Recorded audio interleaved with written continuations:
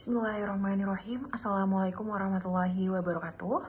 Raditu billahi robba wa bil islami dina wa bi muhammadin nabiyya wa rasula amma ba'du. Sebelumnya, izinkan saya untuk memperkenalkan diri terlebih dahulu. Nama saya Harfiana Safitri Umar dengan NIM 2010230055. Saya mahasiswi angkatan 8 PSPA Universitas Islam Sultan Agung Semarang. Sebelumnya, terima kasih atas kesempatan yang diberikan kepada Bapak dosen akademik, pembimbing akademik, Bapak Arifin Santoso, Magister Sains Apoteker. Dan yang saya hormati pula, selaku dosen pembimbing lahan, Bapak Aris Badrus Salih, Magister Farmasi Industri. Atas kesempatannya telah diberikan kepada saya, sehingga saya dapat melaksanakan pemaparan tentang hasil dari mini industri saya selama 1 bulan ini, di mana periode 1 Januari sampai dengan 20 Januari 2024. Di sini saya bertema mengambil judul yaitu tentang uji stabilitas fisik dan formula optimasi sediaan gel exfoliating peeling, yang dimana dengan zat aktif kombinasi AHA dengan menggunakan glycolic acid dikombinasikan dengan salicylic acid, di mana variasi konsentrasi yang saya gunakan yaitu karbopol dan propilen glikol. Baik, untuk mempersingkat waktu, saya mulai saja pemaparan materinya dan hasil dari mini industri saya selama 1 bulan terakhir. Baik, selanjutnya di sini ada latar belakang, di mana latar belakang yang pertama yaitu tentang kosmetik halal, kemudian yang kedua ada kombinasi dari glycolic acid ditambahkan dengan salicylic acid, kemudian di sini juga ada pengertian bagaimana tentang gel exfoliating peeling itu seperti apa. Kemudian saya akan menjelaskan tentang formula dari yang akan saya buat, yaitu menggunakan metode apa saja dan optimasi apa saja yang saya paparkan. Untuk kosmetik halal itu sendiri, di mana kosmetik halal saat ini menjadi salah satu hal yang paling diminati oleh masyarakat, tidak hanya untuk kecantikan, tapi juga bertujuan untuk menambah daya tarik, kemudian juga untuk merawat diri, yang dimana kosmetik halal ini merupakan produk yang terbebas dari yang namanya bahan-bahan yang memang dilarang atau diharamkan.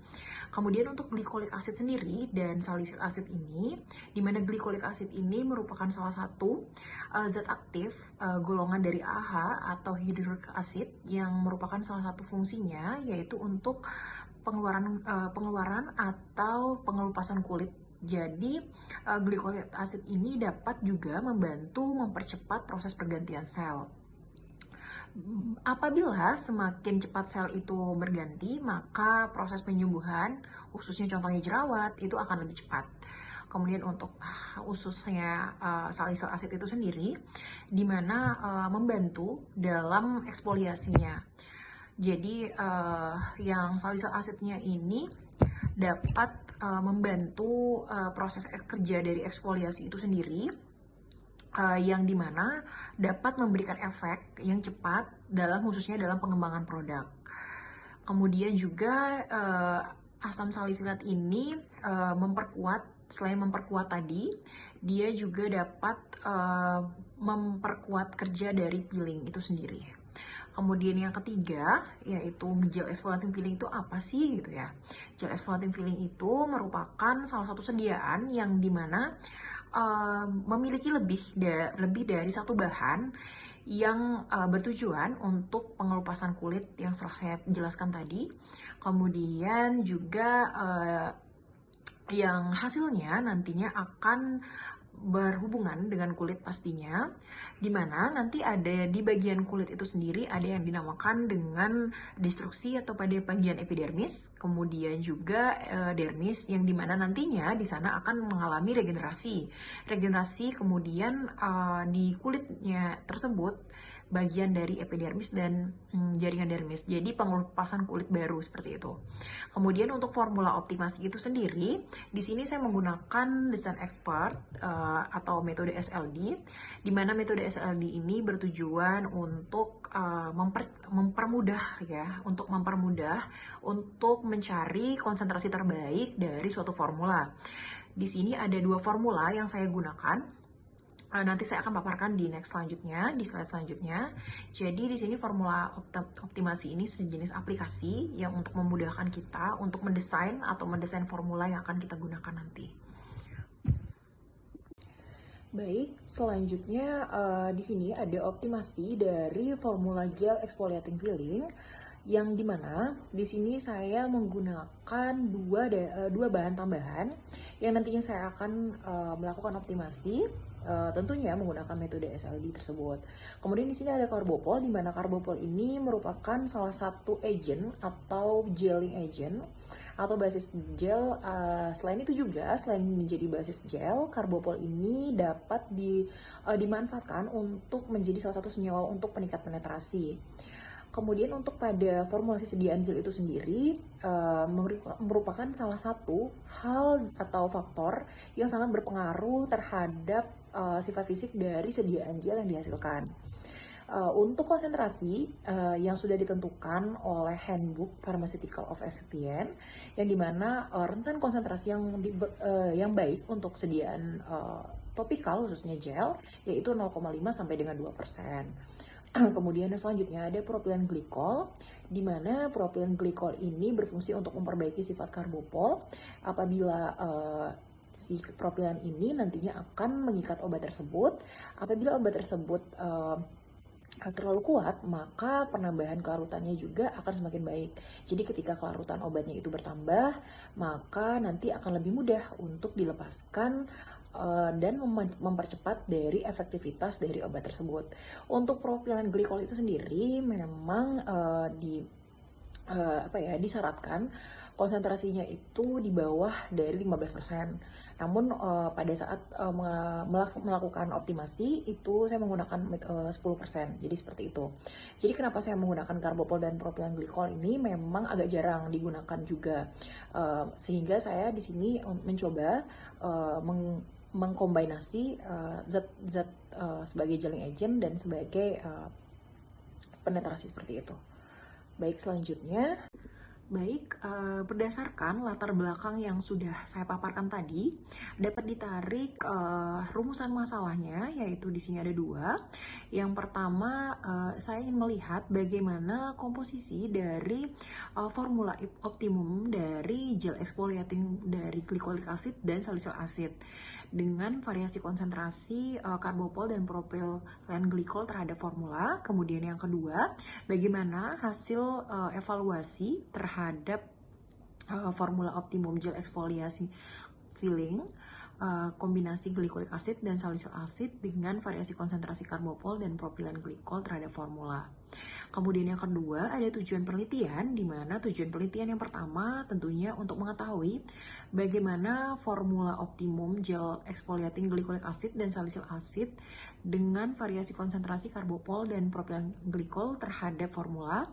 Kemudian yang kedua untuk mengetahui bagaimana hasil dari evaluasi sediaan, baik itu mulai dari sifat stabilitasnya dan sebelum dan sesudahnya juga kita akan melihat, kemudian juga bagaimana sih pengaruhnya terhadap konsentrasi dari Carbopol dan propilen glikol itu sendiri terhadap formula. Baik, untuk selanjutnya di sini ada kerangka teori, di mana berdasarkan pemaparan dari bagan yang telah saya paparkan. Yang pertama itu ada formula sediaan filling gel, kombinasi dari glycolic acid dan salicylic acid, yaitu sebagai bahan aktif pastinya. Kemudian di sini saya melakukan uji, baik dari uji organoleptis, kemudian juga uji homogenitas, viskositas, kemudian daya sebar, pengukuran pH, dan yang terakhir uji stabilitas, di mana uji stabilitas yang saya gunakan yaitu metode Frestau. Kemudian apabila berdasarkan dari uji tersebut sudah didapatkan hasil dan hasilnya masuk ke dalam sesuai dengan standar rentang yang baik, maka saya akan langsung menggunakan atau melakukan pengemasan, yaitu baik pengemasan primer maupun sekunder. Kemudian apabila dari pengujian tersebut tidak sesuai dengan persyaratan atau standar, maka saya akan cross check, kemudian saya akan mengevaluasi lagi, baik itu terkait dari konsentrasi terhadap formula atau mungkin dengan cara pembuatannya dan lain sebagainya. Baik, selanjutnya di sini saya akan memaparkan tentang metode penelitian. Metode penelitian itu terdiri dari desain penelitian, kemudian juga ada tempat dan waktu penelitian, dan juga ada variabel penelitian.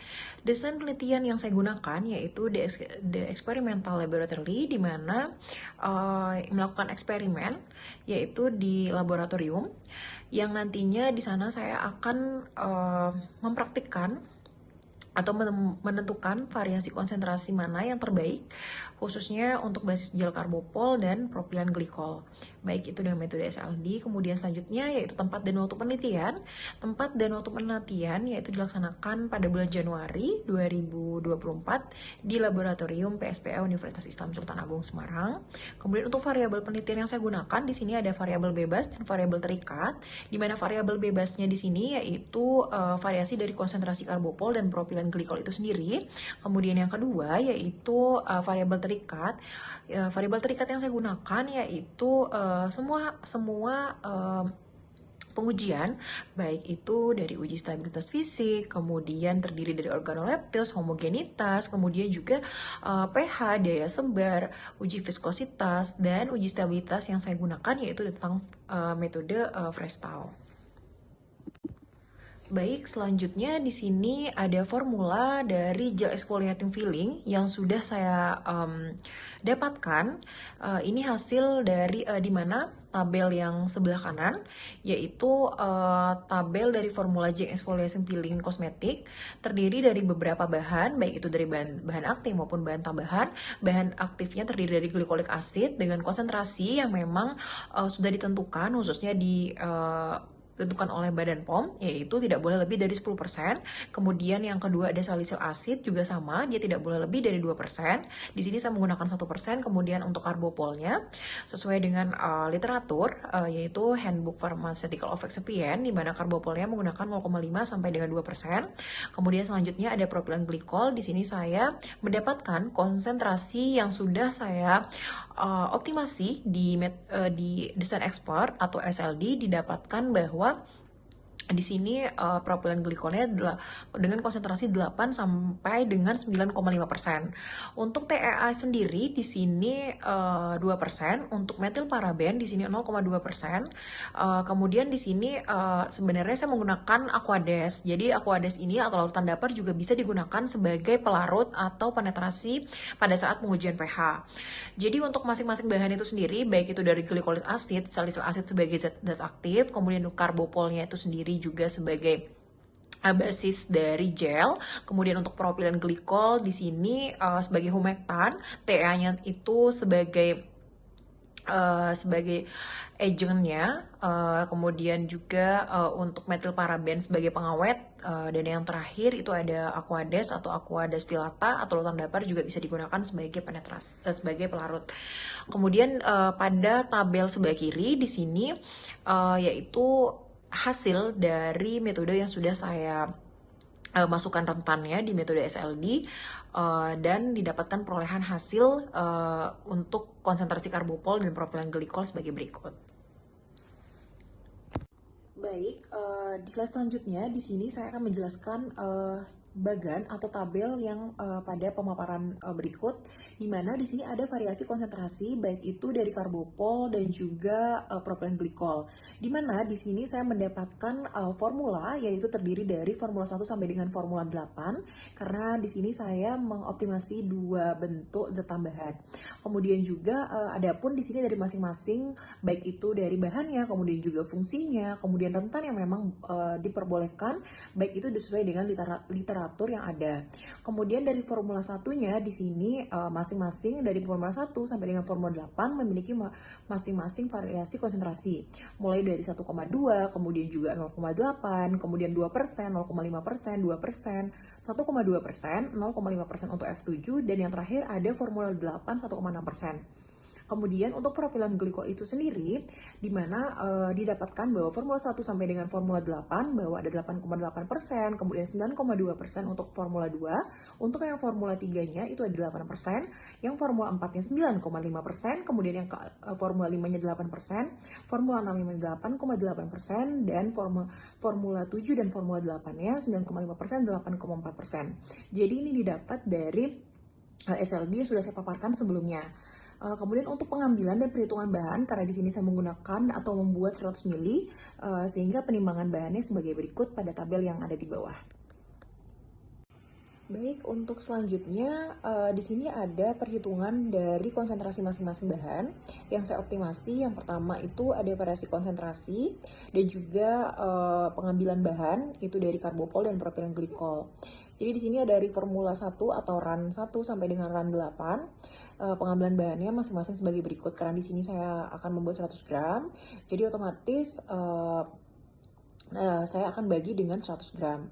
Sesuai dengan tabel yang di atas. Untuk formula 1, pengambilan bahannya juga sesuai dengan yang sudah saya lakukan pada metode SLD. Dapat dilihat pada tabel berikut. Baik, di slide selanjutnya di sini ada cara pembuatan, di mana cara pembuatan dari gel exfoliating filling itu sendiri. Yang pertama, gel basis atau karbopolnya itu dikembangkan di dalam mortir yang panas. Kemudian setelah itu nanti dilarutkan menggunakan aquades, kemudian digerus sampai terbentuk massa atau basisnya itu mengembang.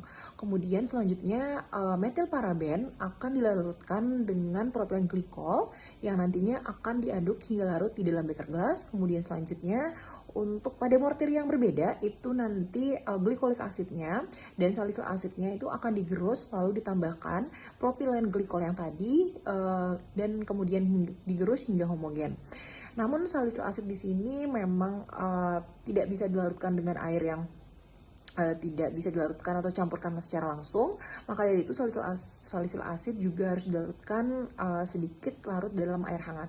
Kemudian selanjutnya ada karbopol tersebut yang telah mengembang, kemudian digerus sampai dengan terbentuk massa gel itu. Kemudian nanti ditambahkan TEA sedikit demi sedikit, kemudian tetap digerus, kemudian setelah itu hingga membentuk gel. Jadi TEA-nya nanti sedikit-sedikit pakai menggunakan pipet tetes. Kemudian yang terakhir baru nanti campuran dari propilen glikol sisa yang telah untuk dicampurkan dari metil tadi. Kemudian nanti digabungkan baik dari metil parabennya, glikolik asidnya, salisil asidnya.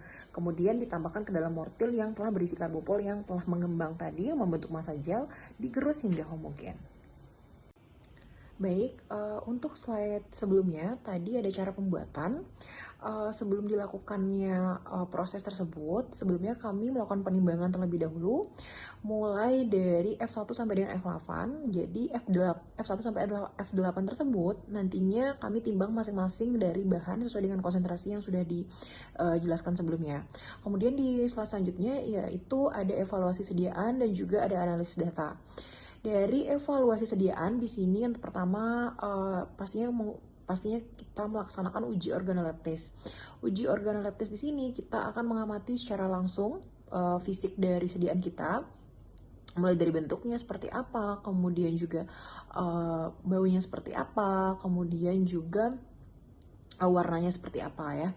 Kemudian juga homogenitas ini juga bertujuan untuk melihat apakah dari sediaan kita ini memang benar-benar homogen gitu ya, tidak ada butir-butiran. Jadi homogenitas ini kita menggunakan kaca objek atau kaca preparat itu nanti kita teteskan 1-2 tetes sediaan kita di atas kaca tersebut. Kemudian nanti kita tutup kembali dengan kaca lagi. Kemudian kita lihat apakah ada penyebaran yang tidak merata, kemudian apakah ada butir-butir. Kemudian selanjutnya kita amati. Kemudian untuk uji viskositas sendiri ini bertujuan untuk melihat kekentalan dari suatu sediaan. Karena kekentalan ini sangat berpengaruh terhadap kualitas sediaan juga, terhadap mutu fisik juga gitu. Jadi viskositas ini nantinya kita melakukan uji, yaitu dengan masing-masing formula, baik itu dari F1 sampai dengan F8, yang nantinya kita menggunakan viskometer Brockfield yang kebetulan ada di laboratorium. Kemudian nanti kita ukur spesies spindle berapa yang kita gunakan, kemudian juga RPM berapa, dan digunakan spindle dan RPM-nya berapa yang sesuai dengan literatur. Untuk yang persyaratan dari uji viskositas sendiri, khususnya untuk gel, yaitu 2000 sampai dengan 5000 centipoints. Kemudian untuk uji daya sebar ini memang bertujuan untuk melihat adanya penyebaran ya, baik itu merata, di mana uji daya sebar ini juga dilakukan menggunakan beban, baik itu menggunakan 50 gram sampai dengan 100 gram.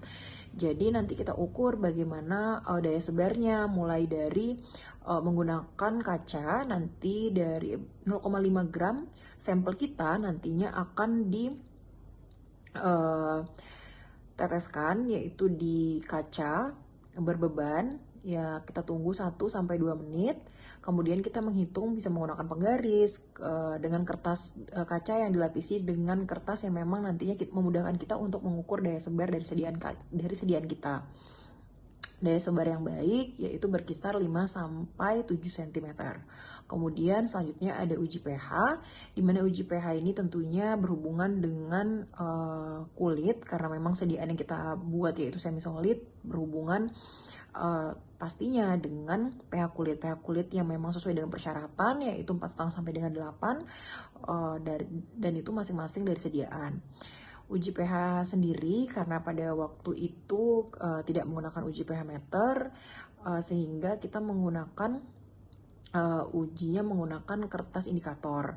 Jadi nanti kertas indikator tersebut nantinya yang akan kita masukkan ke dalam sediaan kita. Jadi sediaan kita sebelumnya karena zat aktif dari sediaan gel saya itu sangat asam, jadi saya tambahkan atau saya kalibrasi dengan melarutkan Aquades dan juga larutan dapar seperti NaOH, dan yang nantinya saya akan melihat pH-nya apakah sesuai gitu.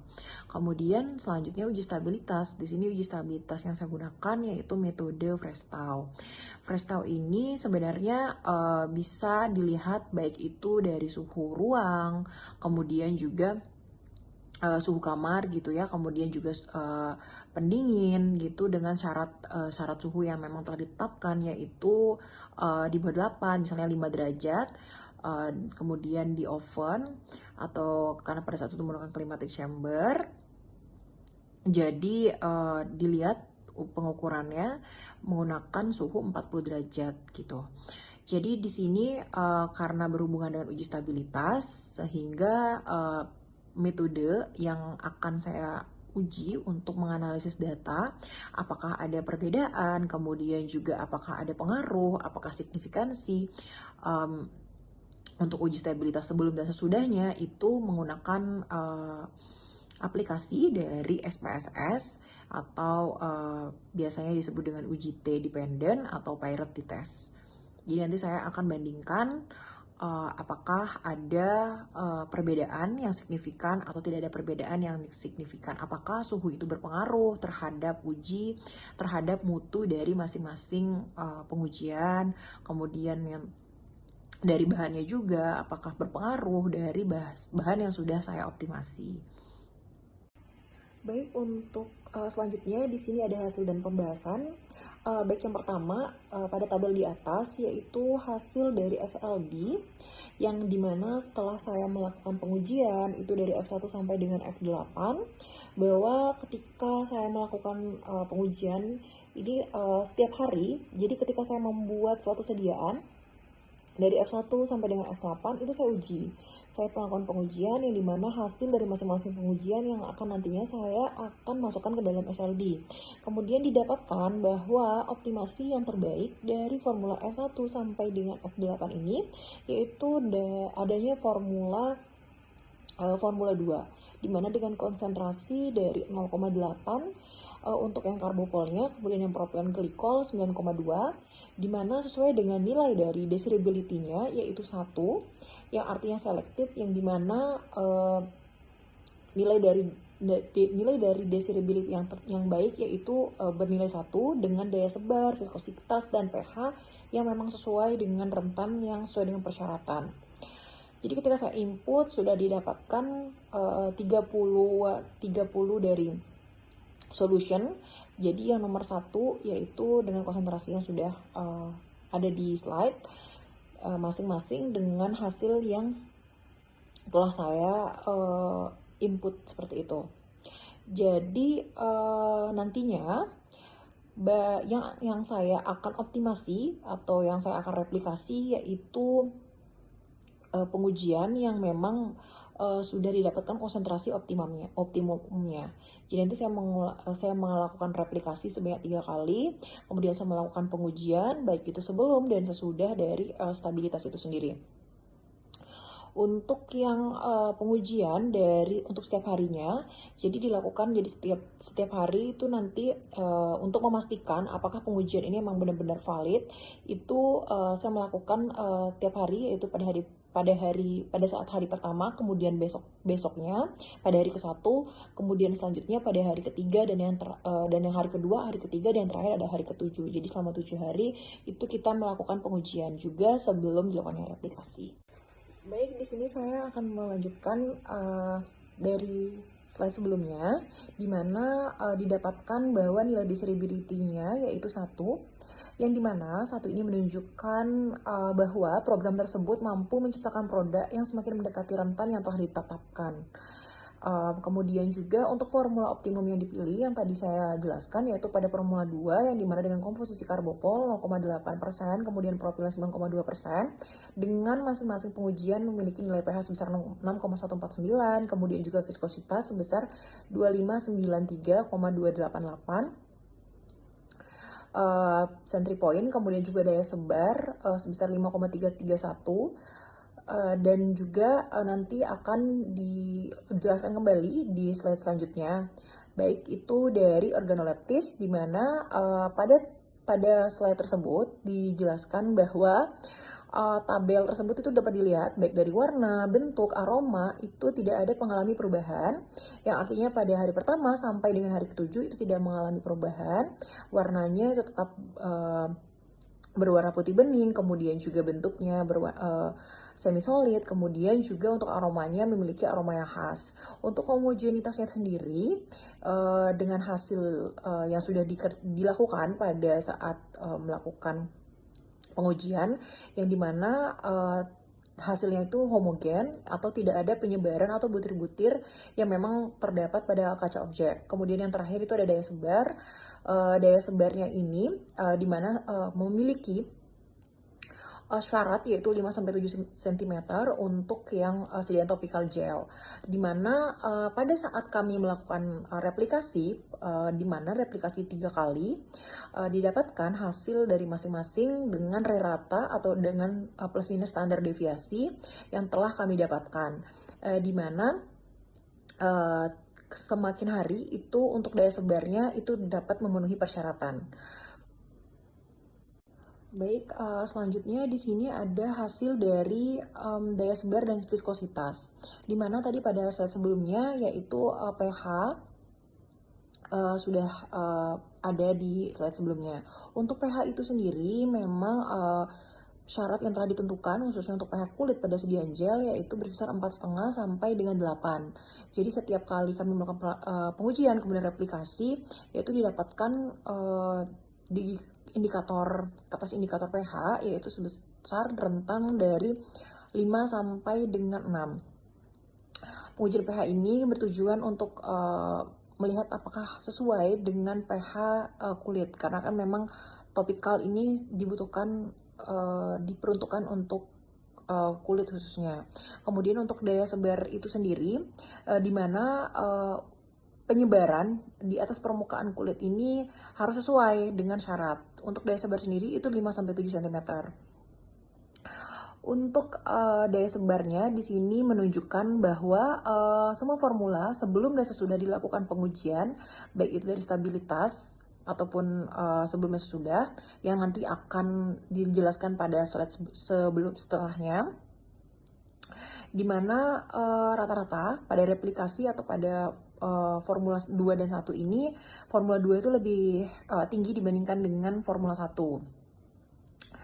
Untuk kemudian dikarenakan konsistensi dari sediaan gel itu sangat lunak konsistensinya dan lembut, sehingga juga lebih mudah untuk menyebar gitu ya. Kemudian juga berpengaruh nih terhadap viskositasnya, khususnya pada tingginya konsentrasi propilen glikol tadi itu sangat mempengaruhi. Jadi apabila terjadi perubahan ukuran daya sebar, mungkin misalnya kurang gitu ya, berarti juga sangat berpengaruh terhadap viskositas ataupun maupun dari konsentrasi dari propilen glikol itu sendiri. Kemudian selanjutnya untuk viskositas juga dapat dilihat kurang lebih sama dengan daya sebar. Jadi Formula 2 itu dia lebih tinggi dibandingkan dengan Formula 1 yang nantinya akan dilanjutkan dijelaskan di hasil dan pembahasan pada next slide. Baik, selanjutnya yaitu ada verifikasi atau komparasi respon uji sifat fisik gel exfoliating peeling formula optimum, yaitu sebelum dan sesudah dilakukannya stabilitas ya. Jadi sebelum berlanjut ke hasil stabilitas itu sendiri, jadi metode stabilitas dari Fresh-Thaw itu sendiri itu saya lakukan 3 siklus, di mana siklus yang pertama itu 24 jamnya itu dilakukan di lemari pendingin. Sebelumnya kita dengan suhu 5 derajat, kemudian kita biarkan selama 24 jam. Kemudian selanjutnya untuk yang hari selanjutnya itu kita letakkan atau pindahkan di oven dengan suhu 40 derajat Celcius. Kemudian nanti kita lihat sebelum itu kita lakukan uji dulu, kemudian baru kita melakukan stabilitas. Pada saat itu kita melakukan di laboratorium farmasi. Kemudian setelah itu besok paginya, jadi 2 hari itu sama dengan 1 siklus. Jadi selama 1 minggu itu saya dapatkan selama 3 siklus. Jadi replikasi dari masing-masing formula itu saya uji sebelum dan sesudahnya. Nah, didapatkan nih komparasi dari respon uji dari masing-masing. Mulai dari organoleptis. Di sini organoleptisnya pada sebelum dan sesudahnya dengan di mana bahwa tidak ada perubahan, jadi memenuhi persyaratan. Ya, kemudian selanjutnya itu ada homogenitas, di mana homogenitasnya juga sama, dilihat gitu ya selama apakah ada pemisahan, ataukah misalnya dia ada bulir-bulir, atau misalnya dia pada saat stabilitas itu apakah terjadi suhunya ini sangat mempengaruhi. Jadi memang suhunya ini salah satu hal yang berpengaruh untuk mutu dari sediaan. Untuk selanjutnya homogenitas tadi, yaitu dapatkan hasil sebelum dan sesudahnya, di mana tidak ada perubahan yang artinya dapat memenuhi persyaratan. Kemudian selanjutnya yang ada viskositas atau biasa disebut dengan centipoise satuannya, di mana berkisar dari sebelum dan sesudahnya ini. Untuk yang pada replikasi 1 yaitu didapatkan 2749, kemudian pada saat setelah dilakukannya stabilitas gitu ya, didapatkan hasil 3174. Kemudian untuk yang formula kedua yaitu 2763. Kemudian pada setelah dilakukan ini semakin meningkat, yaitu semakin 3210. Untuk yang replikasi ketiga atau formula 3-nya yaitu 2714. Kemudian setelah dilakukannya stabilitas didapatkan hasil bahwa 3012. Jadi ketika saya melakukan uji dengan uji PRT-tes ini, jadi apa sih uji PRT-tes ini ya? Seperti yang saya jelaskan sebelumnya, bahwa uji PRT-tes ini berfungsi untuk melihat adanya pengaruh atau signifikansi ataukah adanya perbedaan yang signifikan. Didapatkan bahwa situ violetnya gitu ya, signifikansi violetnya itu di bawah 0,05, yang dimana 0,01 ini tuh lebih kecil daripada 0,05, yang artinya adanya signifikansi ya, adanya perbedaan. Kemudian untuk daya sebar juga di next selanjutnya saya jelaskan. Baik, selanjutnya di sini berdasarkan dari hasil pada tabel di atas gitu ya. Untuk viskositasnya sendiri di sini berkisar dari 2749 itu sampai dengan 3012 centipoise. Yang dimana viskositas ini pada saat saya melakukan pengujian yaitu saya menggunakan 30 rpm dengan spindle nomor 3 yaitu dengan menggunakan viskometer Brockville. Kemudian selanjutnya viskositas itu sendiri gitu ya, apabila semakin tinggi konsentrasi dari karbopol atau misalnya dari propilen gitu ya, sangat akan meningkatkan mempengaruhi nilai dari viskositas. Jadi sehingga tingkat kekentalan dalam suatu sediaan itu akan semakin tinggi gitu. Karena jumlah polimer atau yang akan membentuk basis gelnya itu akan semakin banyak. Kemudian apabila semakin tinggi konsentrasinya, kemudian semakin banyak, otomatis sediaan atau sebelum atau sudah dilakukan pengujian stabilitasnya itu akan baik hasilnya. Kemudian pada Formula 1 viskositasnya memang lebih rendah dibandingkan dengan pada Formula 2 gitu ya. Namun memang masih dalam rentan yang sesuai dengan persyaratan. Di mana didapatkan di sini dengan syarat yaitu 2000 sampai dengan 50.000 centipoise. Jadi apabila zat aktifnya ini akan semakin tinggi nilai viskositas, kemudian nanti zat aktifnya ini akan sebenarnya lebih mudah diserap gitu ya, mudah diserap dan menghasilkan nilai flux yang kecil. Jadi ketika perubahan penyimpanan wadah itu juga mempengaruhi penyimpanan wadah, kemudian juga kedap itu juga mempengaruhi dari viskositas, baik atau misalkan dari uji stabilitasnya.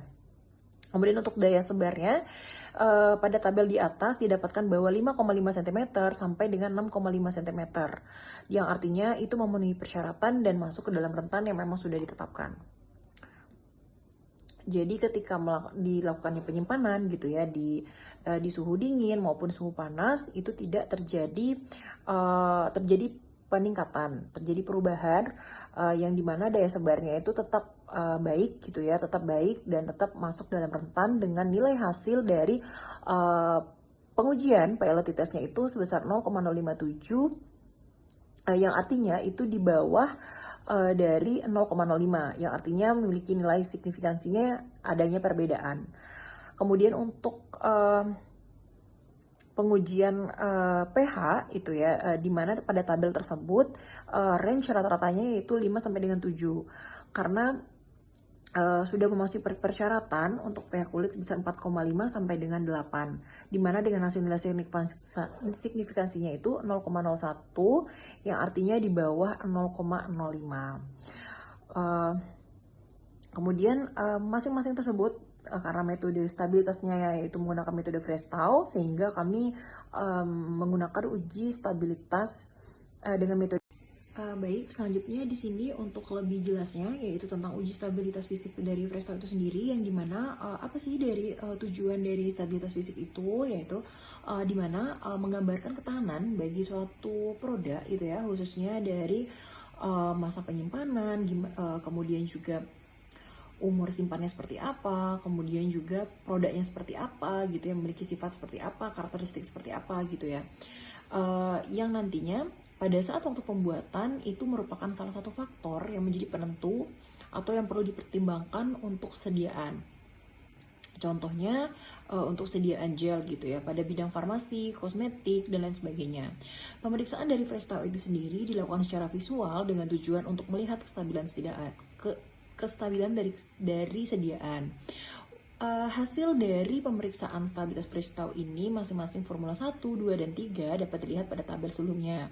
Uji stabilitas dilakukan dengan metode Freestyle di mana dalam setiap siklus terdiri dari 2 hari dengan perlakuan yang sama. Kemudian sediaan diletakkan ke dalam suhu dalam lemari pendingin gitu ya dengan suhu 5 plus minus 2 derajat Celcius selama 24 jam atau sehari. Kemudian diletakkan ke suhu 40 derajat Celcius selama 24 jam untuk hari berikutnya. Jadi selama 3 siklus kemudian diamati apakah ada perubahan, kemudian juga pada masing-masing uji tersebut dengan formula masing-masing replikasi yang tadi saya jelaskan.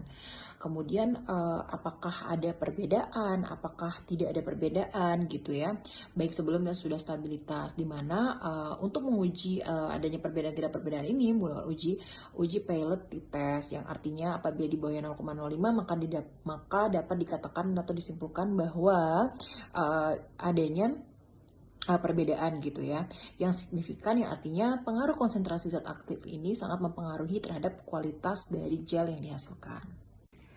Baik, berdasarkan pemaparan materi yang sudah saya paparkan, dapat ditarik kesimpulan bahwa formula optimal sediaan gel exfoliating peeling glycolic acid kombinasi glycolic acid atau AH, golongan AH dengan kombinasi asam salisilat gitu ya atau salicylic acid itu dengan menggunakan metode SLD atau simple lattice design yang dapat diperoleh bahwa konsentrasi dari karbopol itu sebesar 0,8% dan propilen glikol sebesar 9,2% yaitu pada formula 2. Dan juga dari beberapa literatur yang saya dapatkan gitu ya bahwa ada beberapa yang memang dengan konsentrasi dari karbopol 0,8% dengan propilen glikol itu sebesar di bawah 10% itu sudah termasuk ke dalam formula yang memang optimum. Kemudian adanya pengaruh konsentrasi terhadap zat aktif terhadap kualitas dari parameter uji sediaan. Kemudian ada pun dari masing-masing hasil uji, yang pertama ada uji dari untuk yang baik dari uji mutu fisik dan stabilitas, di mana didapatkan bahwa organoleptisnya tetap sama, yaitu berwarna putih bening, bentuknya semi solid dan baunya khas. Kemudian untuk yang homogenitasnya itu tetap homogen, yaitu yang artinya masih dikatakan homogen. Kemudian untuk nilai pH-nya itu masuk ke rentan pH kulit, yaitu sebesar 4,5-8%. Untuk daya sebarnya yang baik yaitu sudah masuk ke dalam rentan, yaitu 5-7 cm. Untuk yang terakhir untuk viskositasnya yaitu juga masuk ke dalam syarat, yaitu 2000 sampai dengan 50.000 centipoise. Dari kesimpulan tersebut dapat diambil untuk sarannya untuk penelitian selanjutnya, yaitu mungkin terkait dengan pengujian dari zat aktif ini ya, contohnya seperti AHA, BHA yang bisa digunakan untuk misalnya dalam aktivitas anti akne, kemudian untuk penyakit melasma dan lain sebagainya. Mungkin juga terkait dengan pengujian, yaitu lebih lanjut mungkin dari uji iritasi, kemudian juga dengan dimodifikasi untuk zat aktifnya yang berbeda dengan didapatkan dengan konsentrasi yang berbeda. Mungkin itu saja, sekian dari saya, kurang lebihnya kami mohon maaf. Wabillahi taufiq wal hidayah. Wassalamualaikum warahmatullahi wabarakatuh dan terima kasih.